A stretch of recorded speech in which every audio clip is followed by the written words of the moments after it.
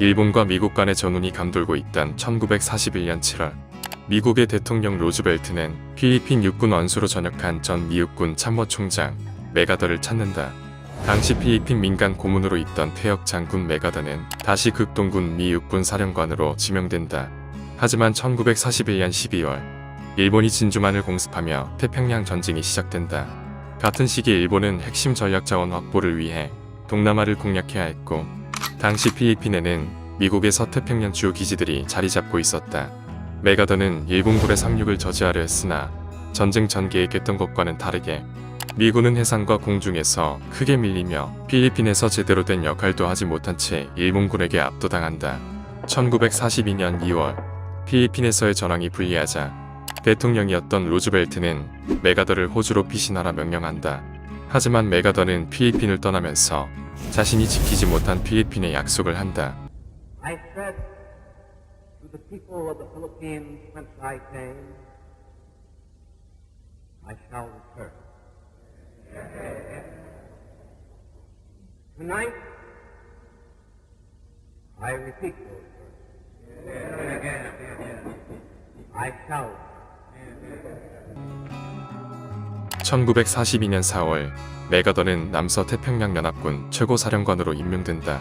그해 6월, 미드웨이 해전에서 일본군이 참패를 하며 메가더는 태평양 지역에 대한 공세를 준비한다. 1943년 3월, 메가더의 아일랜드 호핑 작전이 승인되면서 필리핀 수복이 시작된다. 1944년 10월, 메가더는 자신이 2년 전에 했던 말을 지키기 위해 필리핀 레이테만에 상륙한다. 메가더는 두 무릎이 깊이 빠진 채로 걸어나와 준비한 연설을 발표한다. This is the voice of freedom, General MacArthur speaking. People of the Philippines, I have returned. By the grace of Almighty God, our forces stand again on Philippine soil, soil consecrated in the blood of our two people. We have come dedicated and committed to the task of destroying every vestige of enemy control over your daily lives and of restoring upon a foundation of indestructible strength the liberties of your people. At my side is your president, Sergio Osmeña, worthy successor of that great patriot, Manuel Quezon, with members of his cabinet.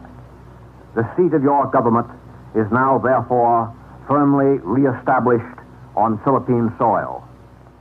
The hour of your redemption is here. Your patriot... 우리는 후퇴하지 않고 있다. 다른 방향으로 나아가고 있다.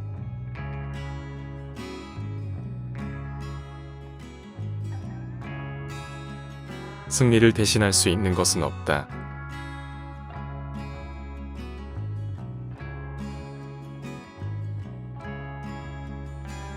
이 세상에 보장된 것은 아무것도 없으며 오직 기회만 있을 뿐이다.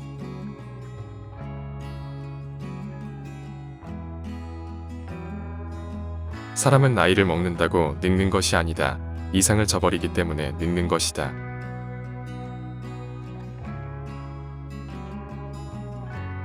규칙은 대체로 깨지기 위해, 그리고 게으른 사람들이 그 뒤에 숨기 위해 있는 것이다.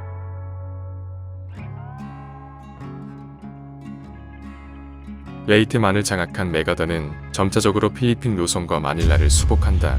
1945년 7월, 드디어 메가더는 필리핀을 해방시키고 모든 작전이 끝났다고 발표한다. 마침내 일본은 1945년 8월 15일 항복을 선언하며 길고 길었던 전쟁이 종전된다. 메가더는 9월 2일 전함 미주리함에서 정식으로 일본의 항복을 접수했다. 처참했던 세계 2차 대전이 끝나고 잠시 평화가 찾아온다. 하지만 뼈아픈 전쟁은 한반도에서 다시 시작된다. 1950년 6월 25일 새벽, 북한 공산군이 38선 전역에 걸쳐 불법 남침을 하면서 한국전쟁이 터진다. 북한은 파죽지세로 3일 만에 서울을 함락하며 낙동강까지 밀고 내려왔고, 국군은 낙동강의 방어선을 구축한다. 때마침 유엔군 사령관으로 임명된 메가더에게서 한국전쟁의 판도를 바꿀 작전이 시작된다. 메가더는 북한군에게 가장 효과적인 일격은 적 배후에 상륙작전을 감행하는 것이라고 판단한다. 하지만 모든 참모들은 조수간만의 차가 심한 인천을 반대하며 상륙 조건이 좋은 군산을 추천한다. 미 해군 사령관 찰스 터너 조이 제독은 인천 상륙작전은 성공률이 5000분의 1도 되지 않을 것이라고 주장했다. 반대로 메가더는 자신의 소신을 지키며 혼자서 끊임없이 인천 상륙을 주장했다. 마침내 1950년 9월 15일 메가더는 적의 의표를 찌르는 기습 효과를 위해 인천 상륙을 강행한다. 메가더가 예상한 대로 적의 방비 태세는 엄성하였고 유엔군은 인천 탈환에 성공한다. 상륙 작전 성공에 힘입어 국군과 유엔군은 서울을 탈환하며 38도선 이남을 모두 회복한다. 결과적으로 메가더의 대담함과 결단력이 승리를 이루어냈다.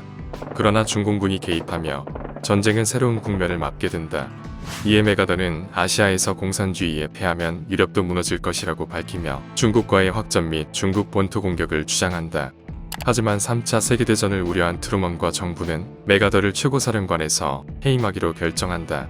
메가더는 이렇게 해임되며 그의 길고 길었던 군인으로서의 역사가 이로써 끝이 난다. 1951년 4월 19일 미국으로 돌아온 메가더는 이 의회에서 은퇴 연설을 한다. Long since vanished. But I still remember the refrain of one of the most popular barrack ballads of that day. That old soldiers never die. They just fade away. And like the old soldier of that ballad, I now close my military career and just fade away. An old soldier who tried to do his duty as God gave him the light to see that duty. Goodbye.